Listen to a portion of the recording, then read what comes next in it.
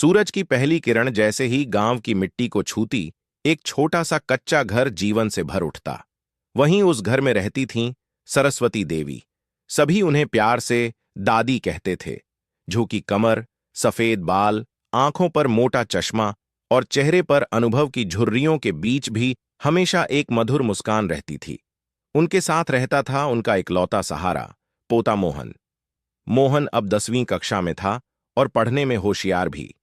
उसका सपना था कि वह आगे जाकर कुछ बड़ा करे ताकि दादी को एक आराम भरा जीवन दे सके। लेकिन यह सपना आसान नहीं था, क्योंकि न तो घर में पैसा था, न संसाधन। दादी और मोहन का जीवन कठिनाइयों से भरा हुआ था, फिर भी उम्मीद से रोशन था।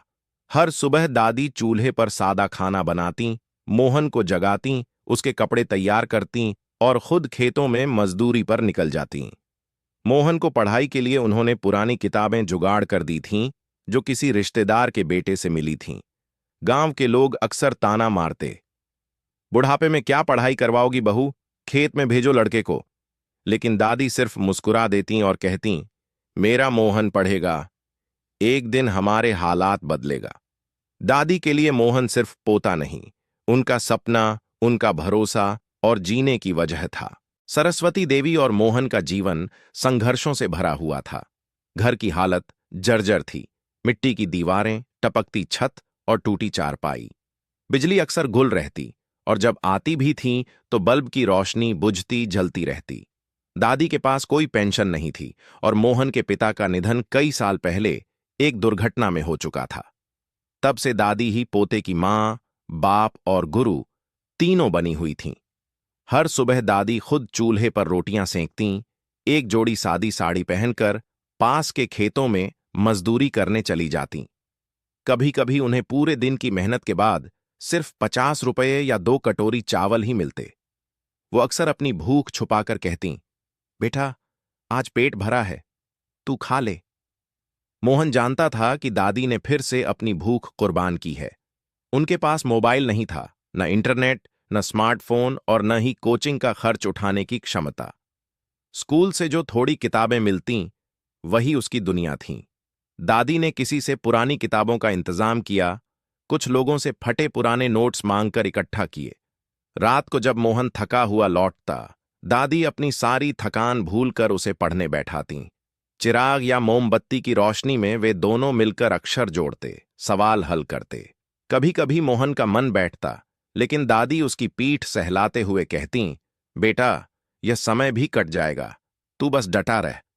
गरीबी ने उन्हें तोड़ने की कई कोशिशें कीं, लेकिन हर बार दादी की ममता और मोहन की लगन ने उन्हें और मजबूत बना दिया।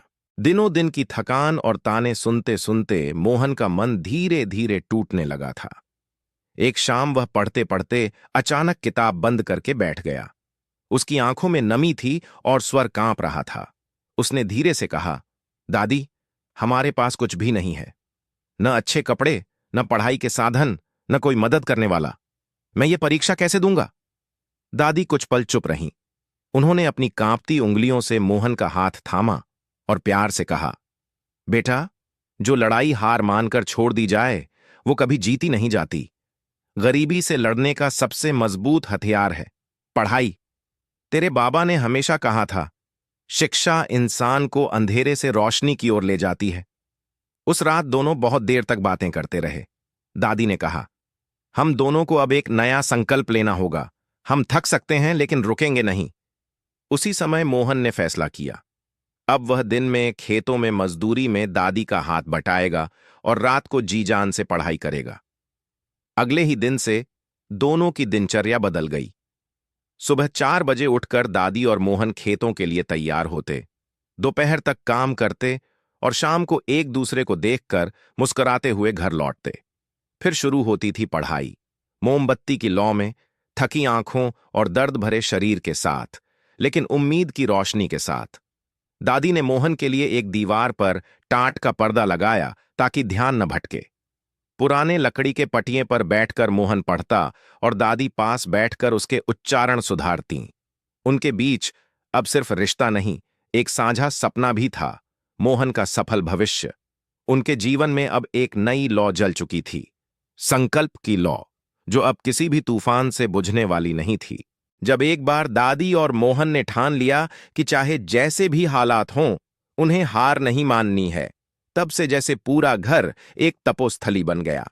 दादी ने घर के कोनों में रखे पुराने सामान को खंगालकर पुराने अखबार और कागज इकट्ठा किए। कुछ फटे, कुछ पीले पड़े, लेकिन उन पन्नों में उन्होंने मोहन के सपनों की आग जलाने का साधन ढूंढ लिया। उन्होंने गांव के स्कूल के मास्टर जी से निवेदन किया, बाबूजी, मोहन बहुत मेहनत कर रहा है। आपके पास अगर कुछ पुराने नोट्स हों तो हमें दे दीजिए। मास्टर जी पहले थोड़े अनमने थे, लेकिन दादी की आंखों में झलकती सच्ची ममता और दृढ़ता ने उन्हें पिघला दिया। उन्होंने अपने पुराने पढ़ाई के कागज और अभ्यास पत्र मोहन को दे दिए। अब मोहन का दिन खेतों में मेहनत करते बीतता और रातें किताबों में डूबे हुए। दादी ने मोमबत्तियों का जुगाड़ किया, कभी किराने वाले से उधार में, कभी पूजा की बची बातियों से छोटा दीप बनाकर। मोहन जब थक कर बैठता, दादी उसकी पीठ दबाती और कहती, थोड़ा और बेटा, बस एक दिन की मेहनत तेरे जीवन को बदल देगी। धीरे धीरे गांव वालों ने भी यह बदलाव महसूस किया। जो लोग कभी दादी पर ताने कसते थे, अब चुपचाप देखते कि कैसे एक बूढ़ी औरत और उसका पोता रोज नई उम्मीद से लड़ाई लड़ रहे हैं।